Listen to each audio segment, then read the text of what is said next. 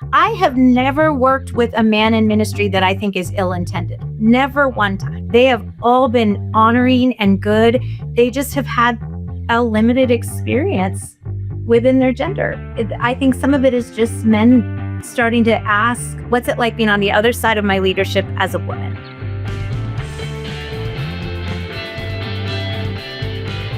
Hey friends, welcome back to another episode of Theology Realm. My guest today is Pastor Bo Stern-Brady, who is a speaker, writer, and the lead pastor at B4 Church, a large Foursquare Church in Beaverton, Oregon.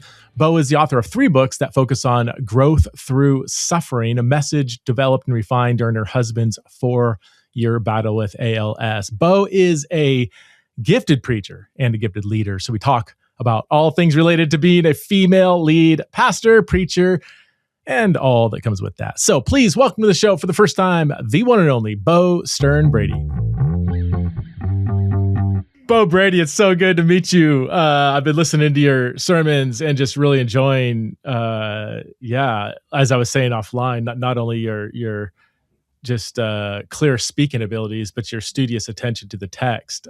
Where did that come from? When did you, if I can use the phrase, fall in love with studying the Bible? Because it seems like you do absolutely love studying and teaching the Bible. Yeah, I usually do call myself not a speaker, but a student who can't shut up. Like I just love that. I started in Bible college when I was 16, just to kind of kill time. I wanted to be a lawyer, and I did my first word study. I remember on Peter, and I was sunk. I was done. It was what I loved to do, and everything after that just felt not weighty enough, even though, as we said, not a very marketable skill, not that fun at parties. It's like, what do I do with this new passion? This is great.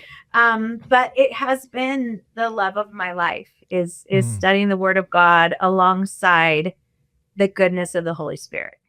Oh, that's awesome. Tell me about your ministry trajectory. So you went to Bible college at an early age. When did you start doing church ministry?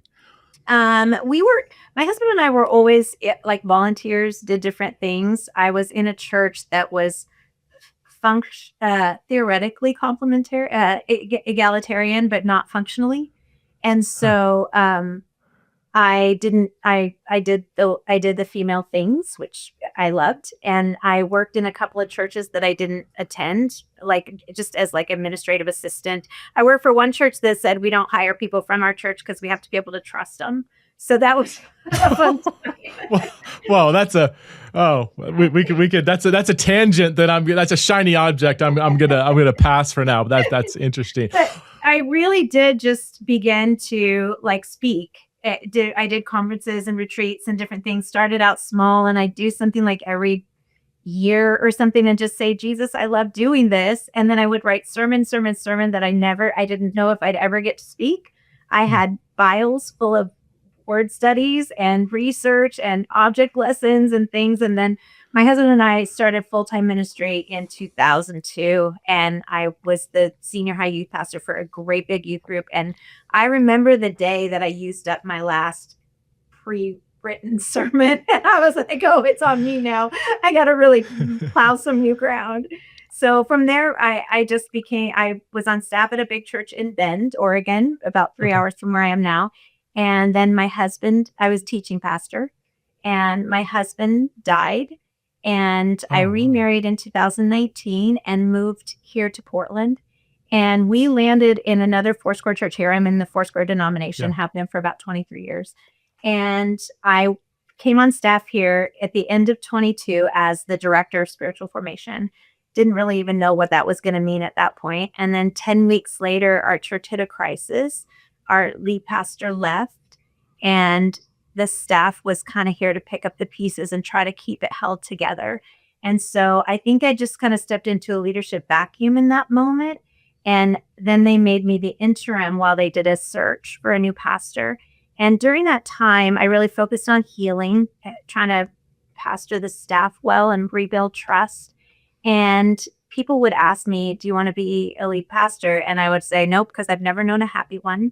I don't want to be one. I'm not interested. I'm a newlywed. I want to focus on being married and being happy.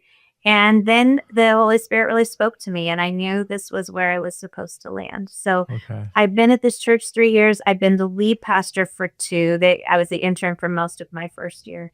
So it's been a wild ride. It really has been. It's Okay. not something I ever aspired to, but it's something that I really do know that I know he's placed me here. Okay. You made I want to revisit a comment you made about the church you're at that was uh, o- on paper egalitarian, but functionally not. Can you unpack Yeah. that? Yeah, like a pound of execution is worth a ton of philosophy. We have and especially in my era, I'm 60.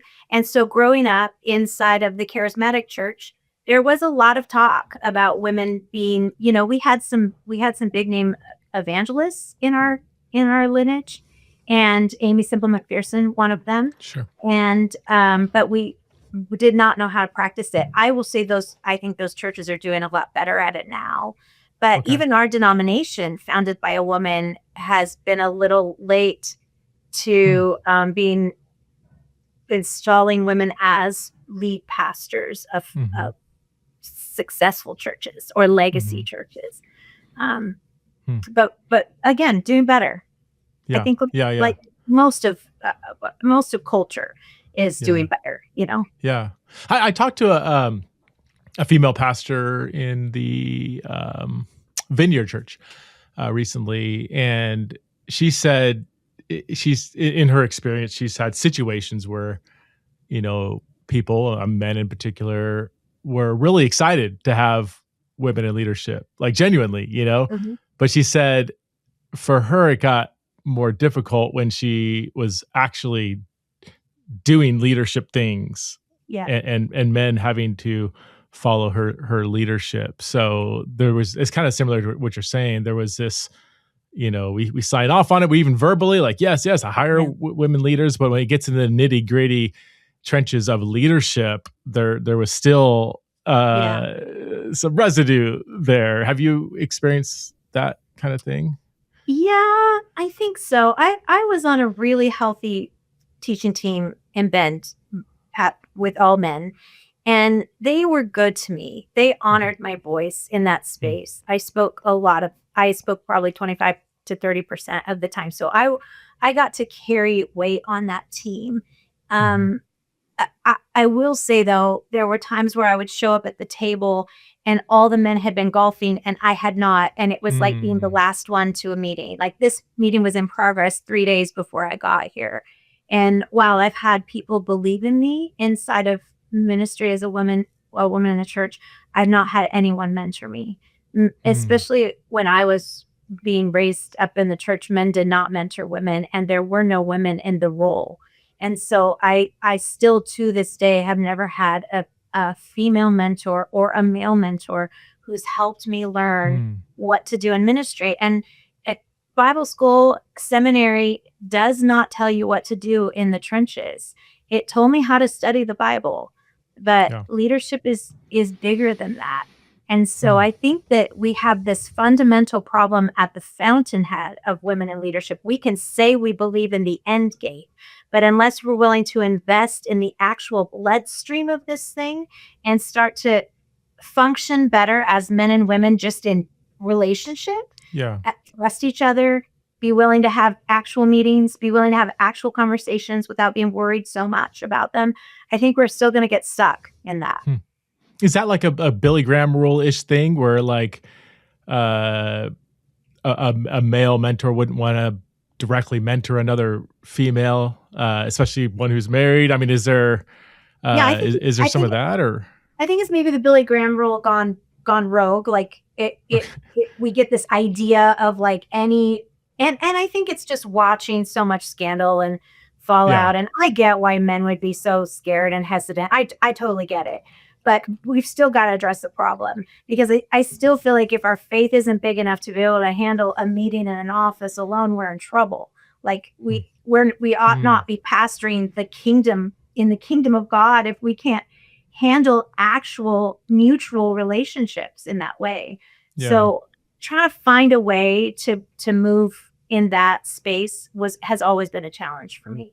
Yeah, it is a catch 22 because there's so many leaders, especially male leaders, who are having affairs, having moral fallout and everything. And so um, I could see like there could be maybe some good intentions that lead to maybe unhelpful practices where men are like, gosh, I don't want that to happen to me. So I'm going to put these boundaries around, being alone with a woman or whatever. And there it's not, there's another kind of unhelpful intention where it's like women are just sexual temptations. Like they're reduced to that. And men, want to guard themselves from that. Now that's like, oh my God, like that's obviously very dehumanizing, but I think there could be more well-intentioned motivations, it's hard to, I don't know. It's hard to sort that out. I've been thinking about this a lot. Like what is humanizing wisdom when it comes to male-female relations? I think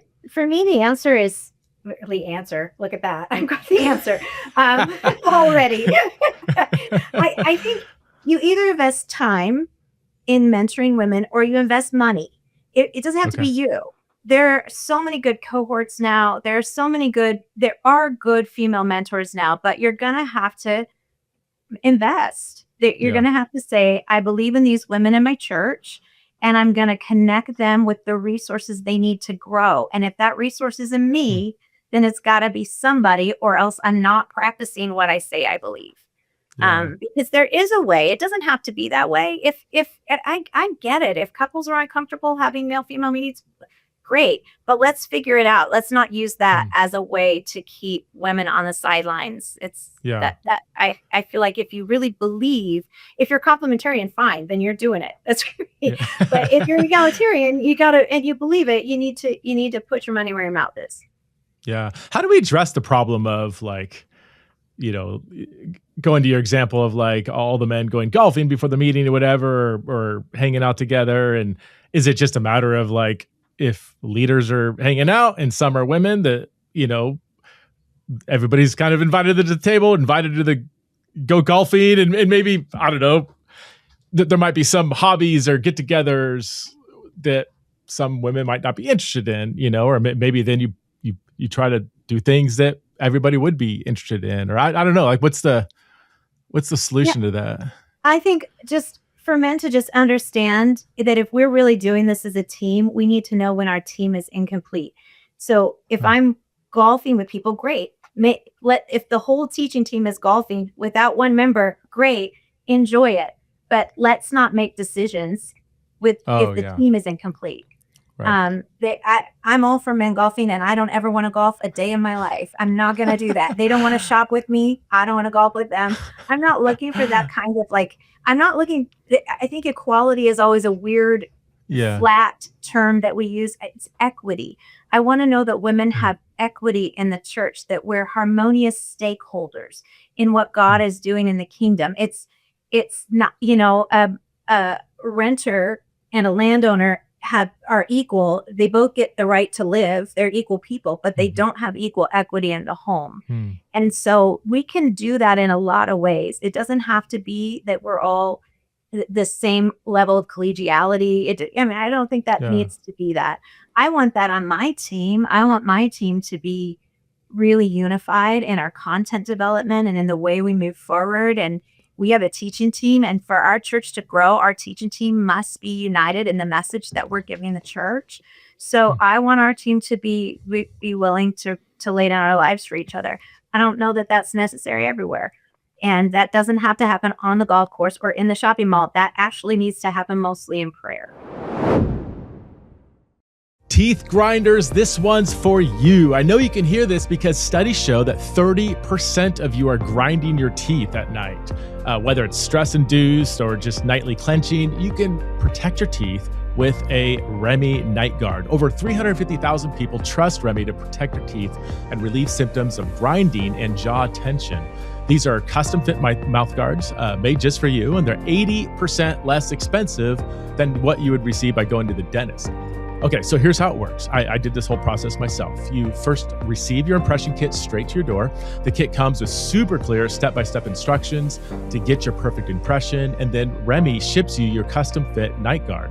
No waiting rooms, no overpriced dentist bills, just a better way to protect your teeth while you sleep. You can try Remy risk-free at shopremy, REMI.com/TITR and use the code TITR to get up to 50% off your night guard at checkout. Okay, that's 50% off at shopremy.com/TITR with the code TITR for the discount. Thank you, Remy, for sponsoring this episode.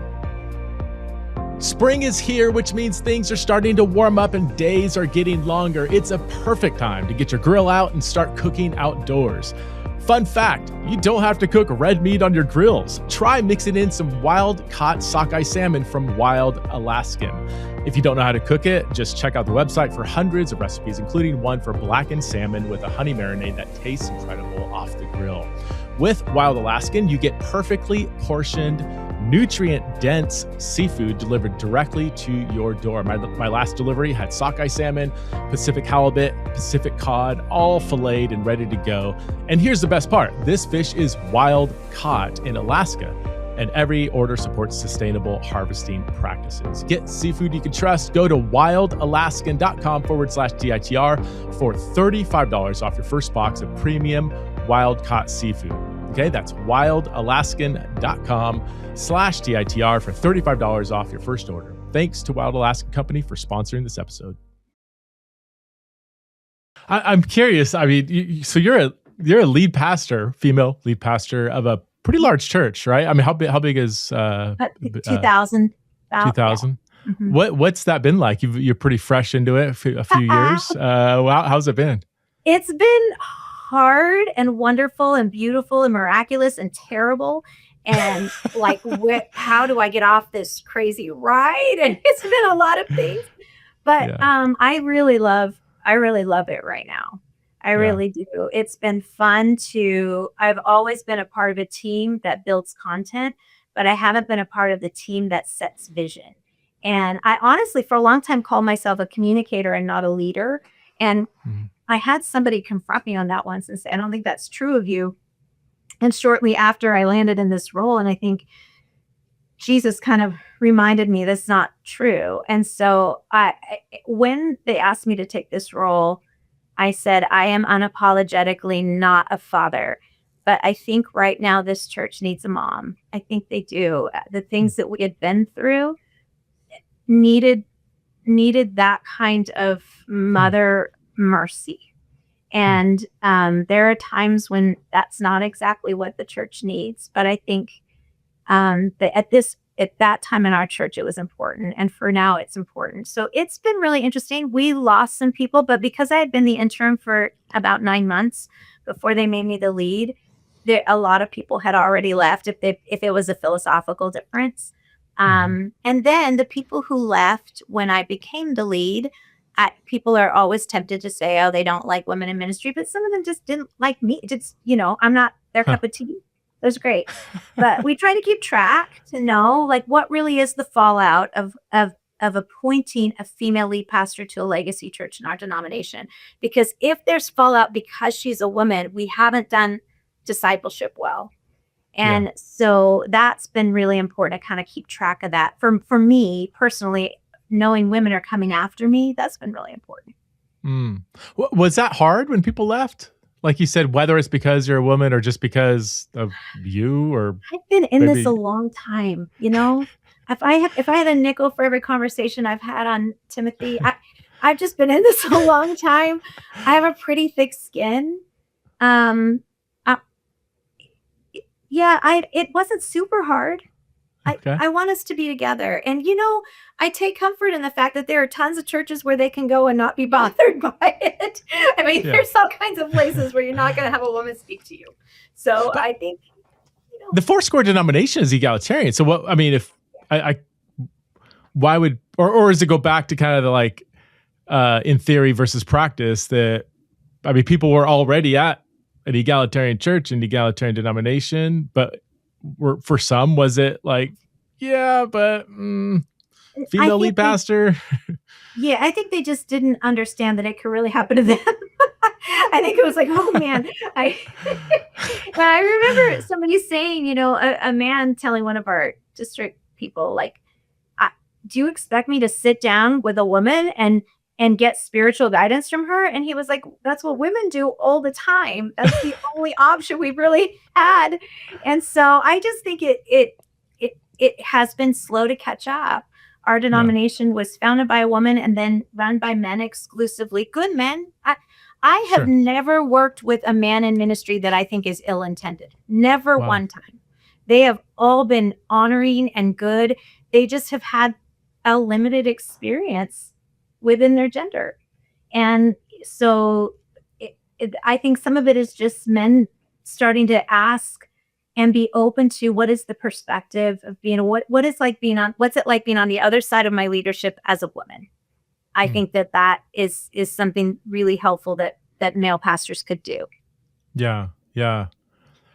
I'm curious, has, or focus on men that might struggle to accept your leadership. Have you faced similar things from other women? Do Yes.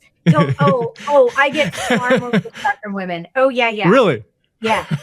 Yeah, far more pushback from women, and that's something I haven't really dug into even in my own processing time. Maybe I don't wanna know the answer to that, but I just really haven't. I haven't ever tried to figure out why, but I do think among my colleagues that's a common Really? refrain that women you tend to get a lot more Huh. pushback from women. What is that? Like, what's the or is it just hard to know kind of the reasons Like, for what do that, they or? say? Yeah, Well, yeah. Are there some common themes that you hear among women there are some regarding other common women in themes. leadership? There are a plethora of reasons. Some of them range from like a woman can't be a husband of one wife. That's clear in the Bible, so you can't Yeah, qualify for this, and that's one of right. the qualifications of an elder and a woman. Some of it is I don't like my husband to sit in the teaching of a woman. Some Mm, of them really do worry about the male female thing. mm, I don't know, and that's mainly what it's come down to is they just don't like the idea. And some of them, and I understand part of this. Some of them fear that a church led by a woman won't cater, not cater, but won't take care of the needs of men, and they're desperate for their husbands to want to go to church. And so I okay. think they worry that if their husband doesn't feel like the church is manly enough or Hmm, attuned to his needs enough, that he'll bow out, and women don't want that to happen. So okay. I understand it. Have you seen that happen where, I mean, does your church have more women than men, or have you attracted more women than men now that you're the lead pastor? I guess, I mean, in light of what you were just saying, I would I assume probably I not, but have no statistics around that. yeah. But I have also a big team here that's amazing. A lot of incredible male pastors on this team, and we endeavor to truly carry this together. Mhm. And so for a, for a woman though who is the sole leadership of the church, it might be different. Hmm. Where there is a demand to go to, or there isn't a man leading men's ministry or something. But at our church, there's a big team of male pastors that are available and great and have Okay. are in really good standing here. I've been here a long time. Yeah. So I think that helps us. Yeah. What's the like leadership structure, or one might even say like authority structure in the Foursquare Church, or your church in particular? Like, as a lead pastor, do you have, again, whether this is the right language or not, like, do you have authority over the other pastors, or is it more like a leader among equals? I don't even like that language, but that's how some people word it. But Yeah, yeah. Foursquare is pretty. Foursquare churches are pretty autonomous in the way they set up their own structure. I can tell you what our church is, yeah. and it is we are a team. We have an executive team that is 2 men and 2 women, and we make all the decisions together. Even just anywhere I speak outside of our church, I run it through Okay. them. I believe in submitting to one another. It is my heart, and they do too. And then we Yeah. have a team of 9 directors, and then a staff. I think we have a staff of about 30 or 40 or something like that. And Yeah. so it functions down from there. But if it comes down to someone's making the decision, it's me. And Okay. then all the financial decisions are made by a church council, of which I am a part. Okay. And I vote along with them. But Okay. I don't begin to want to have all the authority in this church. Yeah. Yeah. Yeah. That can be scary for anybody, male or female. Um, you mentioned a range of emotions when I ask you how it's been being a lead pastor. Horrible, amazing, great, terrible. What have been some of the greatest joys and also some of the greatest challenges in the last 3 years? Some of the greatest joys have just been the ones that I think any pastor would say is watching people come and then find Jesus in a way that matters, watching the development of believers into to true disciples. I love that, and I've loved walking this team into health. I would say we have a really healthy team, and I I speak a lot at other churches. I don't know very many healthy leadership teams. Really? And so this has Mm, been a joy to be able to really invest in these people and the call of God on their lives. That's been amazing for mm. me and really fun. Real Uh, quick before you get to the next part, what's why is it gotten so healthy? What's the secret sauce for healthy leadership? Oh man, I'd say conversation, conversation, conversation, time. Like at Okay. one point, I went through my day timer to figure out how many conversations I had had around the health of the church as the church was going through this very big storm. And in about 6 to 8 months, it was like 1,200 conversations. It was just being available to hear hearts and be there. And my door is open and Mhm, just a very I mean, like what heals anyone, attention and love. mm. And that's been that. Also, I brought in some really qualified professionals, people who could listen to our Okay. team and hear their hearts. And like I had one counselor come in and I said, "Here are our core values." And she interviewed the whole team and she said, "Those are your pretend core values. Here's what's actually valued on your staff." And it was a little horrifying. Like, this is the code we really live by. So we've been working on adjusting that, our community agreements, the way we show up in this space. And that's been truly delightful just Okay. to watch the team grow and Huh. grow together and grow in trust of Jesus with their life and their job and their it's just been good. Yeah. It seems like Um, any team is gonna have just different kinds of just personalities that yeah. tend to clash more than others, you know? I mean, it just seems like every team is gonna have that, you know, the Enneagram 8s and the Enneagram And the 2s nines. or whatever, like, it's just like there's Yeah. just certain kinds of personalities that, We you know, have that. they just yeah, okay. So how do Yeah, you we have that. overcome that? Well, there are a couple of just like nuts and bolts things that we've done is like divided our whole team up into small cohorts from all different teams. So they have to work with one another. Because one of the things that was creating some tension on our team was people not believing other people were doing their jobs. And now, when Okay. they're in cohorts together where they pray together and they grow together and they're doing emotionally healthy spirituality together, they can Yeah. see and they hear from their perspective what's really happening on our team. And it's raised the whole level of Mm, unity on our staff. So just some of those kinds of things where we start to understand each other's stories and perspectives. And the other thing is just fierce conversations, being willing to have really quick, direct conversations when we yeah. start to see little bad seeds get Mm, sown inside the camp. And it happens like that. And so making sure that we are really honest and open and trust one another is a really big deal. So we meet together okay. all together once a week and have honest conversations. Have you read the book, or he's written several books, Patrick Oh, yeah, yeah. Lincona? Yeah, Yeah, he's it fun. sounds like the yeah. I've written or read a couple by him. It's anyway, what you were talking about seemed straight out of what he was saying, what makes for a Yeah. healthy team. You know, honesty is a big one. When people Mhm. start holding their opinions to themselves, they're too scared to speak or push back or share their thoughts, and then that their honest thoughts just Yeah, fester in silence, and it yeah. just ends up tearing people apart. Yeah, Or they come out like little passive aggressive side yeah, comments, like, we have yeah, one here, "Nobody works on Thursdays." And it's like, talk about who are you talking about when you say nobody? Because let's get to the bottom of it. If we're gonna yeah. say this in the halls, let's figure out Mm. where it's coming from because that's not healthy. Yeah. So it's just been honestly, it really has been a ride. That's great. That's awesome. Yeah. All right. So I cut you off early.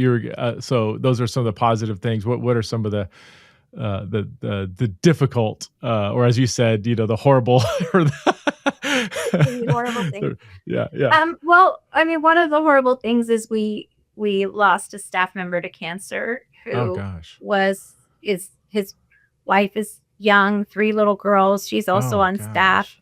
and it gutted our staff. It really did. It was tough it was tough. We were carrying Mm. a lot of I think some real disappointment in that moment and disillusionment, and I felt like a real mom in that moment. And honestly, in that moment, I understood how some of the experience of walking through loss had helped me in this moment. Hard Mm. things are just people, rumors and gossip. I hate it. Yeah. I hate it just with my whole heart. And when a rumor gets going and started and you can't figure out how, I just hate that. And when it comes back to like one of our team members, makes me nuts. And Mm. so that's been hard. Some of those things have been hard. Um, this is a legacy church, and so people have a lot of feelings about it. The first pastor of this church was Ron Mell, and he's a giant. He's Mm. incredible. He's an incredible author, an incredible pastor, incredible man.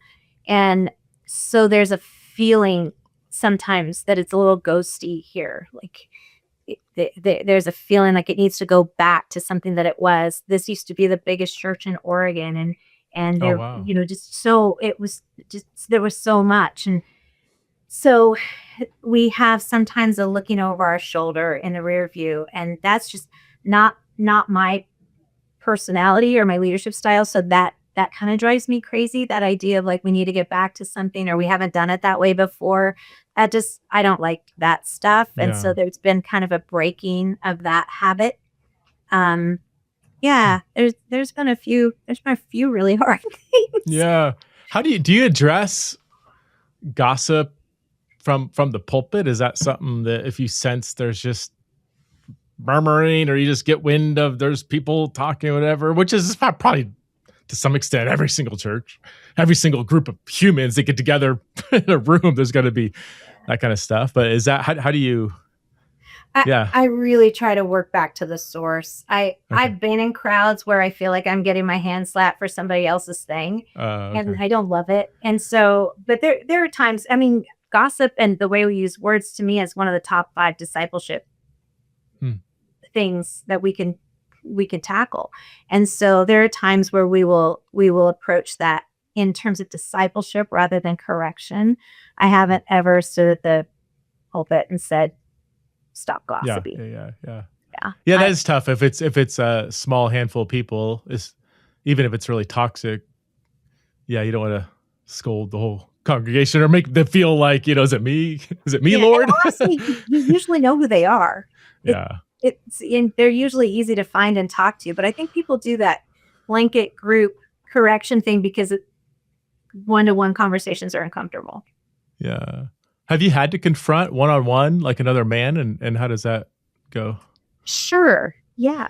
Sure. Yeah, yeah, I mean, I it's always gone pretty fine, Huh. actually. Yeah, I think Yeah. yeah, I think so. I blocked the times that were really awful and painful, but I Yeah. think that the men that have met with me over issues, there are some men that I've refused to meet with Okay. because they wanna argue a a fine point of theology or they're believers, they're in the fold, but they wanna fight with me or debate with me about an issue, and Mhm. I honestly, I don't have time for that.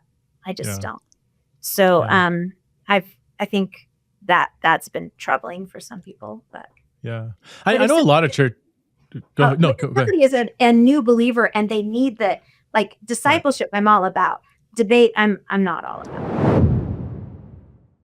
I know for a lot of churches, especially in the last several years, especially larger churches like yours, political tensions and divisions have been a big deal. Or maybe political might be too narrow, but just cultural issues all the way from 2020 and COVID and response to COVID and election season. I know is always a tough time for pastors. Do you have that kind of stuff at your church, and how do you pastor people through those differences? Yeah, we really do. We have a pretty diverse congregation. And we have a big Hispanic campus. And Mhm. so with immigration, with um, m- during COVID, that was a big deal. That predates me here, but Yeah. that was a time when the church lost a lot of people. But for me, I try to stay pretty consistent with my lane is the gospel. And when the gospel intersects politics, we will talk about it, but we won't.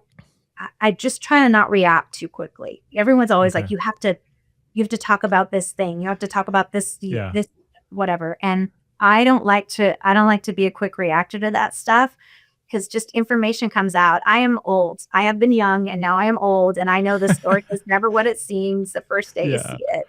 I have really strong political opinions, but I really try to let my words be harnessed by the Holy Spirit. And I That's good. hope that honestly, that's probably the thing I agonize most over. Am I sane enough? Am I am I I'm gonna have to answer for this.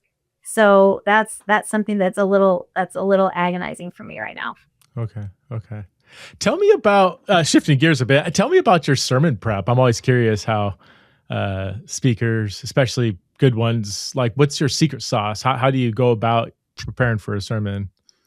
I use Tuesdays. That's my whole day. Nobody bothers me. Nobody approaches my door on Tuesdays. And I try to do research for 2 weeks down the road and final work on this coming week. And Okay. I speak about 3 Sundays a month. And I just answer 3 questions. What do I want them to feel? What do I want them to know? What do I want them to do? I just answer those questions first. I take Hmm. 5 minutes and I answer those questions and then I build around that Okay. and just ask the Holy Spirit, where are we at? I light a candle because I feel more like Paul when I do that. I You try light to a candle, like literally? yeah. Like Yeah, don't tell my ops guy though. I'm not supposed to have candles in my office. wait, so you are the lights on? Like is it a dark room with a Yeah, I candle? just have No lamps, way. and then I just light a candle and just kind of try to put myself in the headspace of a disciple. Like, if Huh. I'm talking to the church, if I'm gonna write them a letter right now, what do I want them to know? What do I want them to Yeah. feel? What do I want them to do with this information? And we're on a 52-week series right now, just the words of Jesus. Every weekend, we take one sentence out of the mouth of Jesus and we say, how do we embody this? How do we apply it? Do we understand it? What did it mean to the people he was saying it to? What Hmm. should it mean to us? And so that's been a joy. That's been a delight to study for that. Mm. So, What's coming up this Sunday? Because so we're recording on Tuesday, so I'm cutting into your sermon prep. I feel I would if your sermon is a little shorter this Sunday, then you can blame it on yeah, blame it on theology you. to raw. That's What's great. that? Yeah. I'm not on this Sunday. I'm off because last Oh. Sunday was Easter, and so Easter is I'm gonna be off. But the next sermon coming up that I'm studying for today is first be reconciled to your brother. If you Oh. come to take communion and you remember somebody has something against you, first be reconciled. It's like first fix it with them, then come tell me how much you love me. So Okay. I'm really excited about this one actually. That's gonna be challenging. Yeah. I've always struggled with the relationship between forgiveness and reconciliation. Yeah. Forgiveness is not an option, but it seems like reconciliation obviously takes two parties, and yeah, Paul says, "Be at peace with all." What does he say? If possible, be at If peace with possible.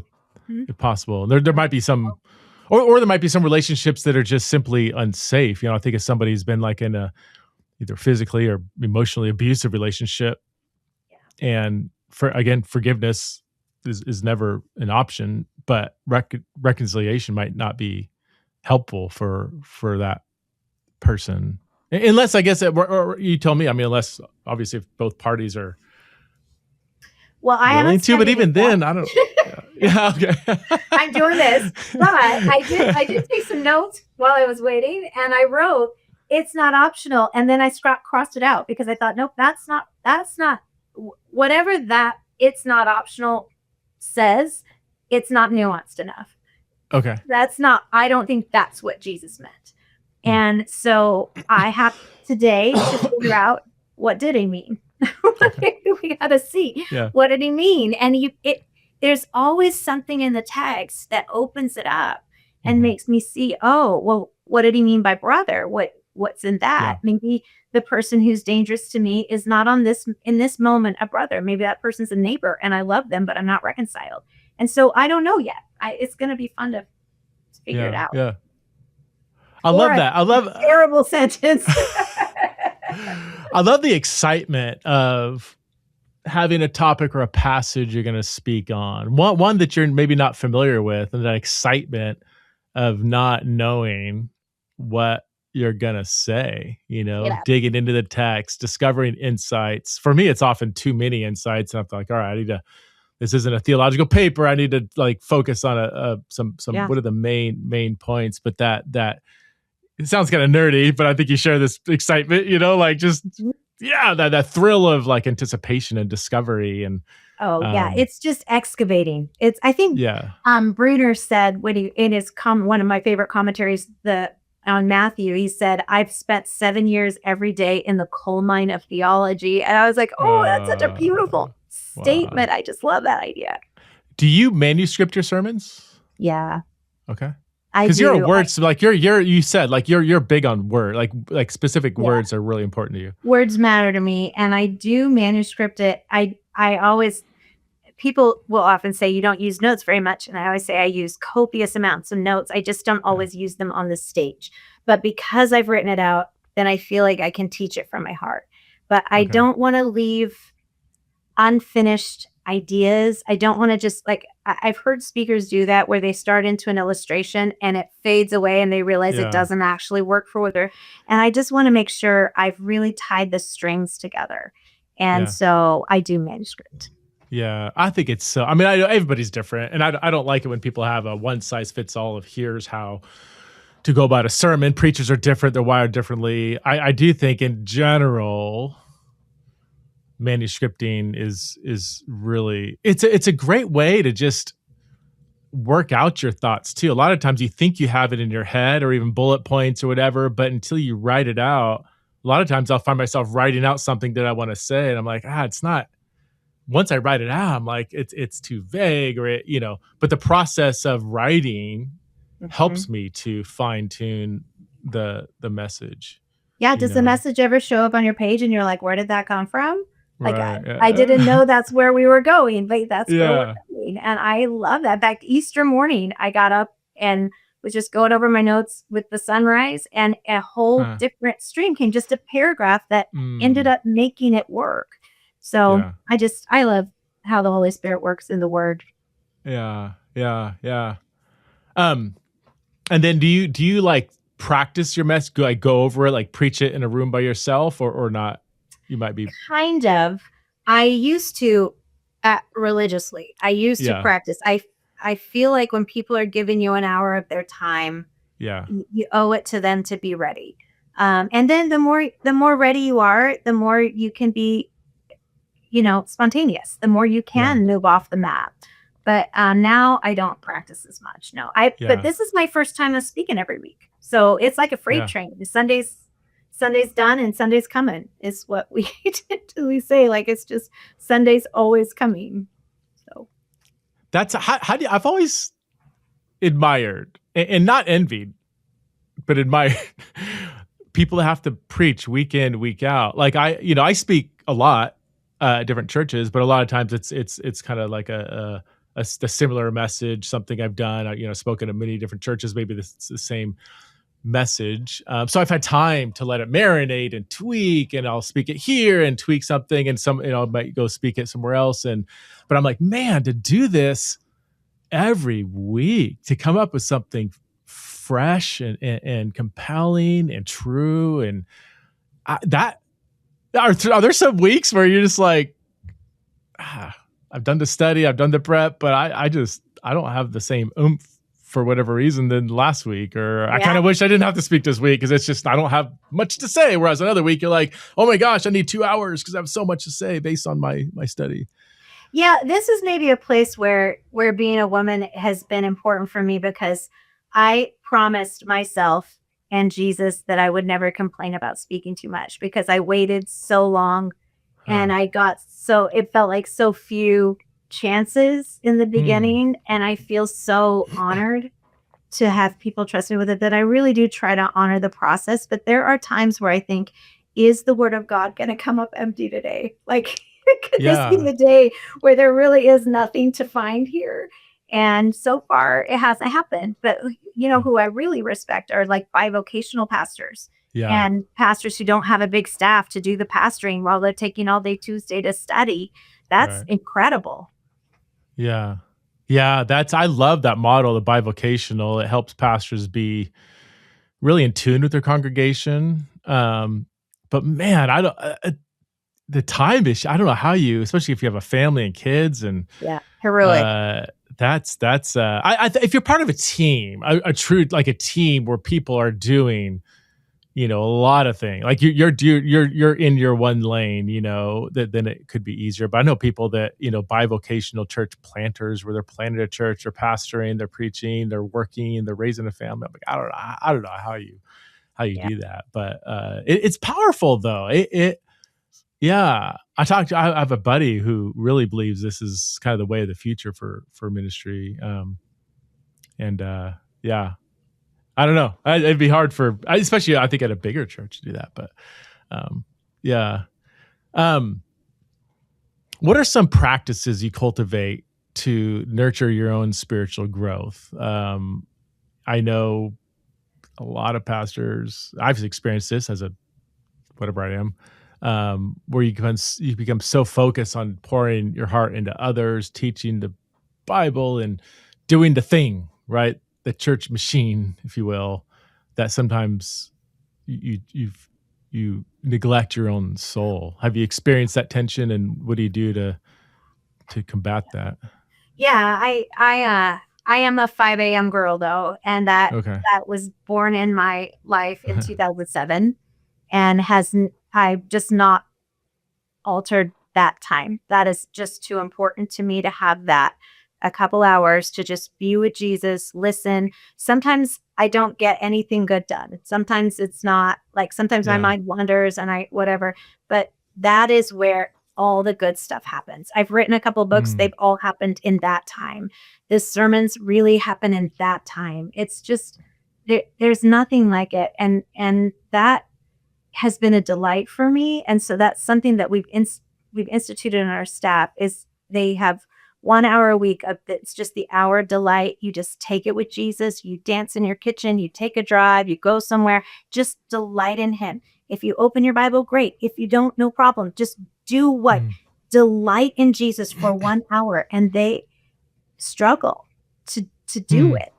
And I think that we've missed it if we think this is an add-on or a bolt-on to the job. I've got to get with God real quick for a sermon. It's a delight to be his friend. And that mm, is the only thing that has sustained me through death, through parenting, through all the things, mm, finances, whatever, pastoring. The only thing that has sustained me is that time in the mm, morning to reconnect and mm. confirm that either I'm not going crazy, or if there is a word to share, or there is healing for a relationship, or it's the answer to all the things and not just Yeah. this thing. Yeah. You mentioned you lost your husband a few years ago. I mean, can you speak into that? Yeah, he If had it's more, yeah, if you don't want to, no, that's no, no. fine. I just, No, he had Lou Gehrig's disease. oh, Um, wow. and so we had been married 25 years.